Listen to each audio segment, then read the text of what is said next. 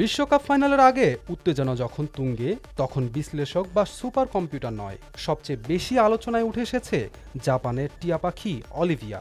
আর তার এক সিদ্ধান্তেই নতুন করে শুরু হয়েছে তর্ক, শেষ পর্যন্ত বিশ্বকাপ কার। জাপানের তোচিকি প্রিফেকচারের নাসু অ্যানিমেল কিংডম চিড়িয়াখানার ২১ বছর বয়সী আফ্রিকান গ্রে টিয়া অলিভিয়া ভবিষ্যৎবাণী করেছে স্পেনকে হারিয়ে ২০২৬ বিশ্বকাপ জিতবে আর্জেন্টিনা। অলিভিয়ার সামনে রাখা আর্জেন্টিনা ও স্পেনের পতাকা থেকে কয়েক সেকেন্ডেই সে ঠোঁটে তুলে নেয় আর্জেন্টিনার পতাকা। ব্যাস, মুহূর্তেই করতালিতে মুখর হয়ে ওঠে পুরো চিড়িয়াখানা। এটাই অবশ্য অলিভিয়ার প্রথম চমক নয়। ২০২৩ সালের ওয়ার্ল্ড বেসবল ক্লাসিকে জাপানের একাধিক ম্যাচের ফল সঠিকভাবে অনুমান করে বেশ সুনাম কুড়িয়েছিল অলিভিয়া। এবার বিশ্বকাপে অলিভিয়ার পাশাপাশি আরও কয়েকটি প্রাণীর ভবিষ্যৎবাণীও ভাইরাল হয়েছে, তবে আলোচনার কেন্দ্রে এখন অলিভিয়াই।